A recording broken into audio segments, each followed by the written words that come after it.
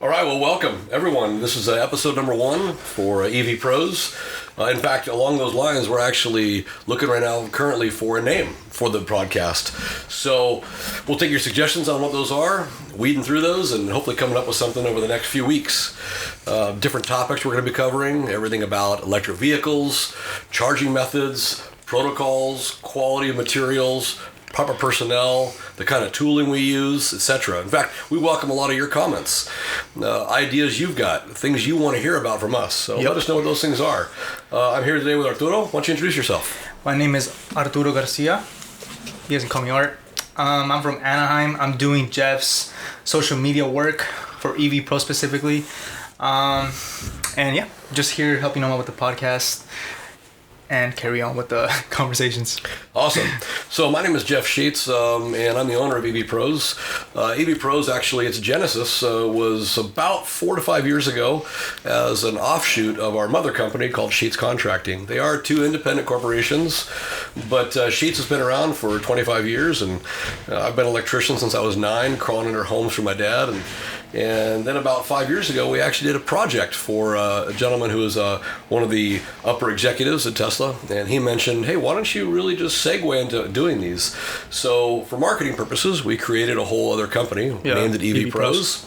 Really became highly educated on charging methods, different vehicles that were out there, and extant at the time. There weren't a lot. There were roughly 6 to 10 different EVs that were extant on the market at the time. Now, of course, that market is a burgeoning market, and it's growing exponentially day by day, primarily because of the need for everyone's recognition that the fossil fuels are wearing out. And we do have oil reserves, and there's a lot of it, but the cost of getting those, both to the environment as well as the financial impact, is quite extensive. So we know we can't stop commerce. We know we need to drive vehicles. So how do we navigate that and still be responsible humans of this earth? One way to do that, of course, is to go all electric. So, of course, Tesla leads the way with this. They've been the progenitors. Big brand. Yeah, their thinking is very forward-thinking, very progressive.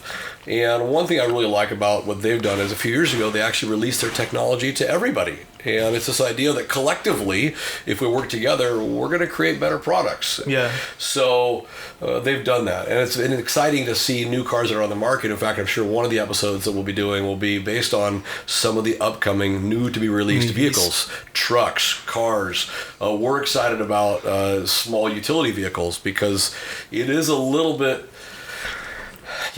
ironic, I guess. Do you know of these other brands, like the one that we posted yesterday, the Renault? Is it Renault or Renault? Yeah, Renault. It's pronounced, Are they only coming out with cars in Europe? Do you know about that by any chance? As of right now, that appears to be the protocol of what they're doing. In fact, a lot of vehicle manufacturers are that way.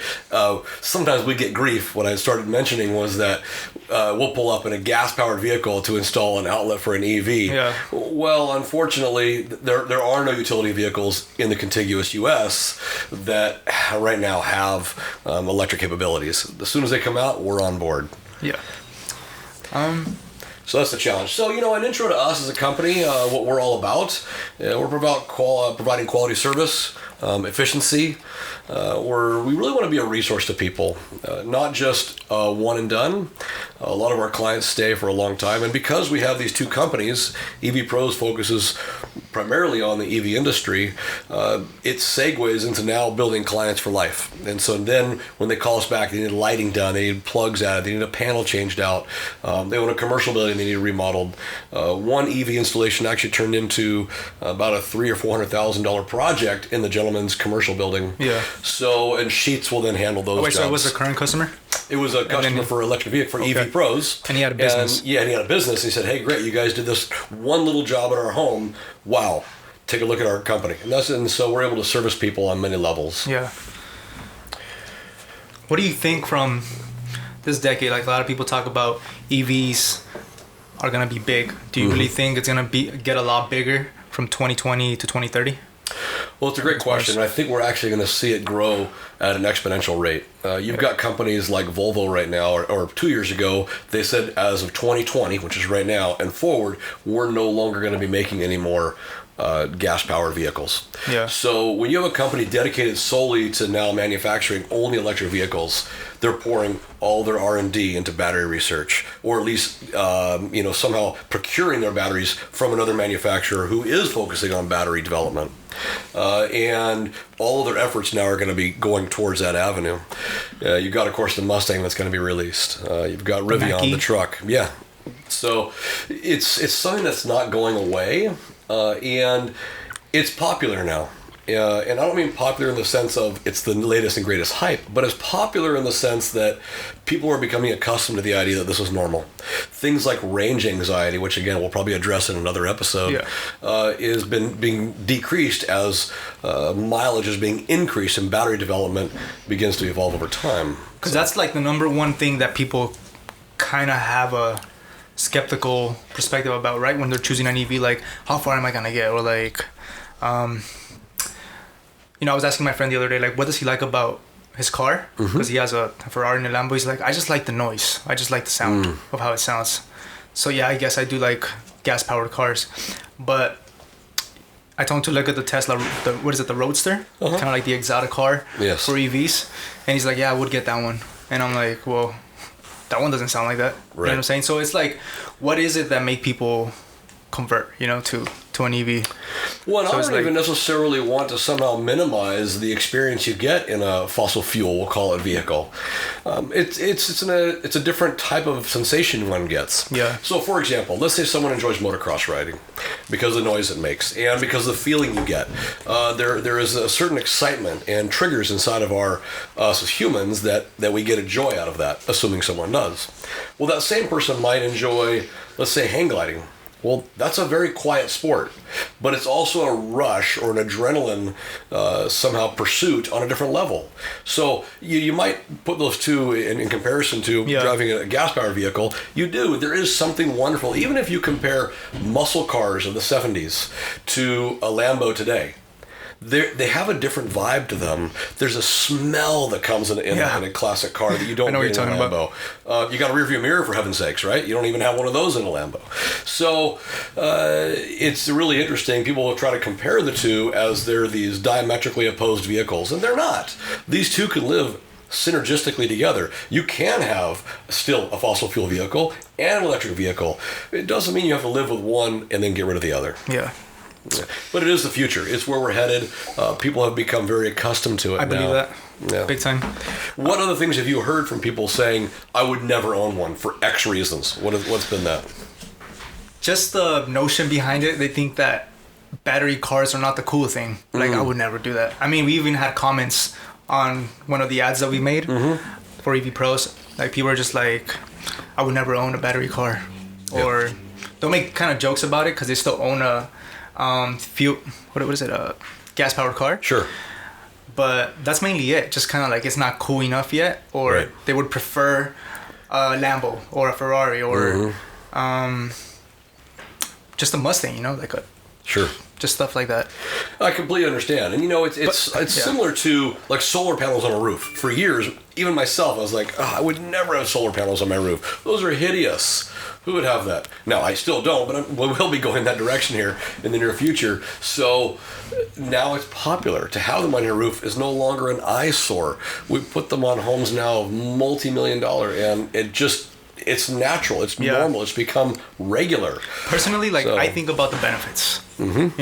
I don't really think about like, oh man, what are people going to think of me having solar power? Like, because a lot of people probably get influenced by those decisions. Like, it might be too much money, but you gotta look at the things long term. Exactly. Right? Like if I get how much do you think that saves yearly on getting solar? Solar? Yeah. Well, solar roofing. I mean, if you couple solar with also electric vehicle, you're generating electricity for free from the sun. That's going back into providing general electricity for your home, so you're saving on your electric bill significantly. Right. Even if that is a net zero. For example, in the end, the cost of the panels compared to the cost of the money that you're saving on your electric bill amortized over 30 years, let's say that equates to great, it's a one-for-one, it's a wash. You're, number one, doing the planet a great job by decreasing your carbon footprint.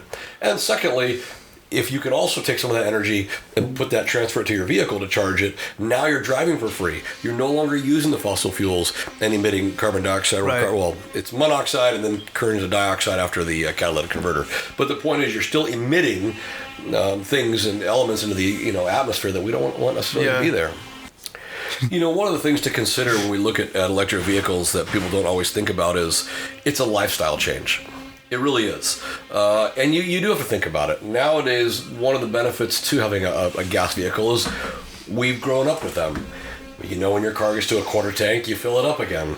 It's convenient. They're at every corner. And so part of our job at EV Pros is how do we educate our clients on the ease of owning an EV? You don't always want to charge your car every night, and we'll talk about charging methods over time and best practices for the battery. But it is ease of use once you already have a charging station at home.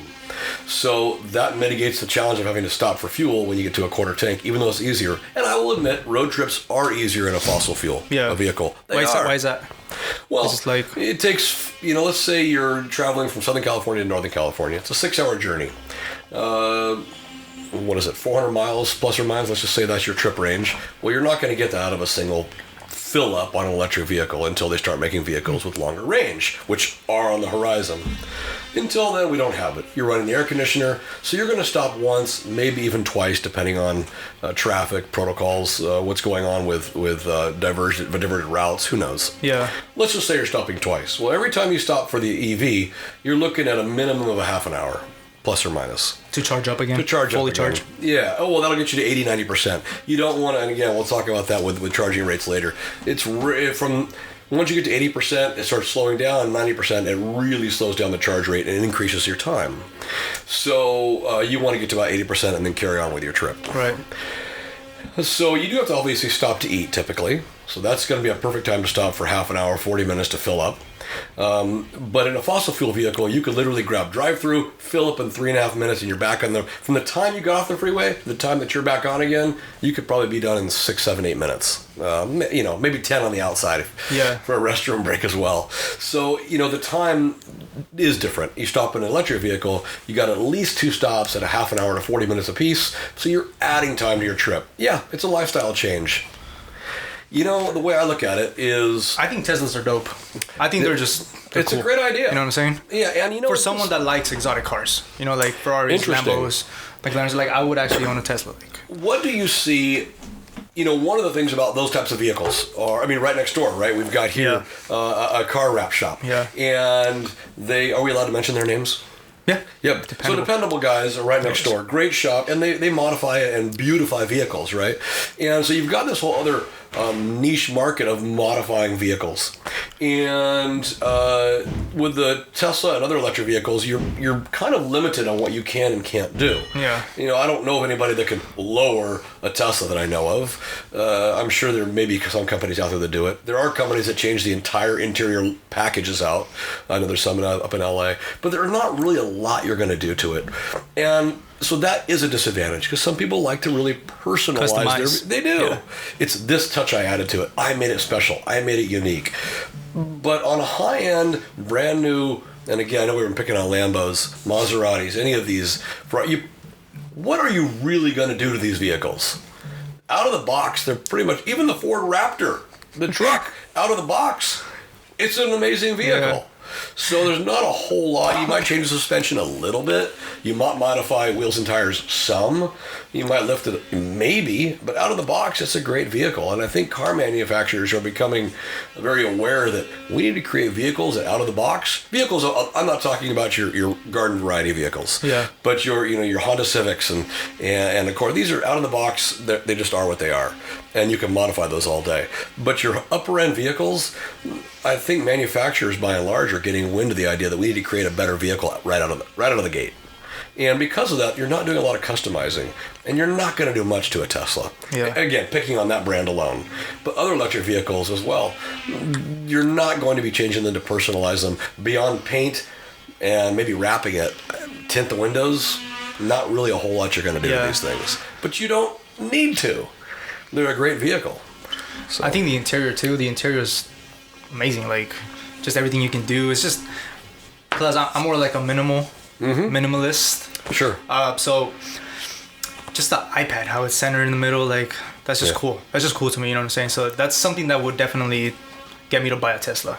Well, it is It's great. like- And there's a company out there, There's a range. Evanex, and he's done a great job, this company, as far as creating a lot of accessories. One of those, you brought up the screen, sometimes you get a Yeah. reflection off that in the sun. They create like I don't Kind know, of like a it's almost a shield. like It a is. tint? Yeah, it's like a Lexan. Yeah. And so it really helps with getting a lot of reflection or refraction of light off it to see it better. These types of accessories are available. He's just one company that has a lot of great. They've got great. What do you call these? The pads for your feet, the carpet liners, and things like that you can buy.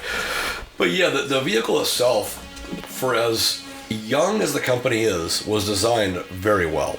There are glitches. There are problems. Elon himself will probably be the first one to tell you, yep, we got a lot. Yeah. We're working through them. The neat thing about this car is they update all the time. If you've got a 2015, a 2016, 17, it's actually a 2020 right now because it's being updated all the time. Granted, the mileage is higher than a car that's right out of the gate, but it's a 2017. You've got technology of 2020 in the vehicle itself. So that's exciting. And it'll be exciting to see what technology becomes released in the car. More maybe self-driving capabilities is a speculation. I have no evidence for that, but I'm sure that's coming up on the market pretty soon as the government releases some things on that. Well, are you talking about self-driving, more advanced self-driving, or the one that's already more advanced? Yeah, not right now. Right now, it's point A to point B. The car won't stop at stoplights. It has to have an object in front of it. Yeah. But of course, tests have been done ad infinitum, ad nauseum so far of vehicles that actually can self-drive, and the implication is that a self-driving vehicle, according to some sources, actually has a faster reaction speed than the human brain. Yeah. And truth be told, it's crazy. yeah, I ride a motorcycle.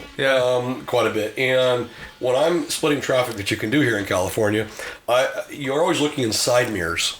And I am not kidding. Over 90% of people are looking at their phones when they're driving, especially in traffic. Yeah, so you got to think for them. You're thinking for them all the time. What is this person going to do? And the reason I bring that up is if you couple that with a person's reaction time, it slows down dramatically. Now, I'm not saying that we should have a self-driving car so that people can look at their phones, but what I am getting at is it seems to be a habit that I see. Now, I'm just one guy on the road. Wait, so you think that, my bad, so you think a Tesla would be able to read if you were kind of merging into the split of the lane for the bike, and it'll read it and just back off? That's correct. Right? Yeah. Turn right for you. It'll be able to get you from... That's crazy. From, destination A to destination B completely. But there are significant reservations to allowing this to be on the road because, cars do have failures. Technology can fail. But so can humans. Yeah. So this is now going to become a moral debate over time. How do we deal with this and navigate some of these waters? And it'll be interesting to see how it plays out over time. It will evolve. It may become something that happens in baby steps. Yeah. The car learns to effectively navigate traffic in certain ways better than it does now. So we'll play that as it goes.